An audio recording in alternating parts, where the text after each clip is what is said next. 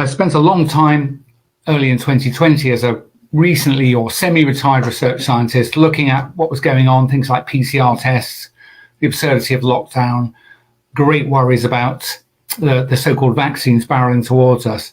But rest assured, the so-called COVID-19 pandemic, I think the evidence is very strong from independent researchers. So this is not me saying it, I'm looking at their work, that there never was a viral pandemic of a novel pathogen, and that the deaths that we saw, I'm afraid, were medical malpractice at best and murder at worst.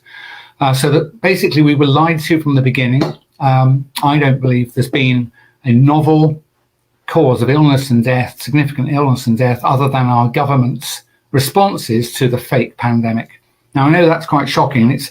It's quite uncommon for kind of full-on research scientists like me to say things like that, because they sound like conspiracy theory. But I'm telling you, I have been nothing all my career except saying things as I see them. So I don't sugarcoat things because they're unpopular. And I won't bore you with it, but people can go and look up a researcher called Dennis Rancourt, R-A-N-C-O-U-R-T. He had a recent interview with on germ warfare, a very popular podcast. And at the end of it, if you've listened carefully, you will be in no doubt that you'll be where I am now.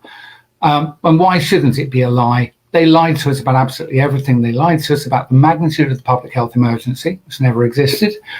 They lied to us about the necessity of having measures like lockdowns, mass testing, social distancing, masks, and it goes on and on. Every single one of those was known to be ineffective in interrupting transmission of some respiratory illness. It's been tested and they don't work. So now I've told you they've lied about the public health emergency. They've lied about the necessity and usefulness of the measures. And I'm afraid, back to my absolute wheelhouse, they lied to you about the design, research and development and use, approval and use of the so-called vaccines. So that's the backdrop. And I didn't get there in one leap, but I started, my journey.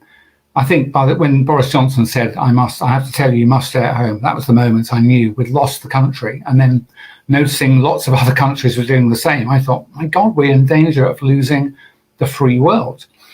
And I resigned myself to this is what we must face. And the outcome doesn't matter for me. I'm absolutely serious. If I perish attempting to avert this, it will be fine. It's about my children and grandchildren.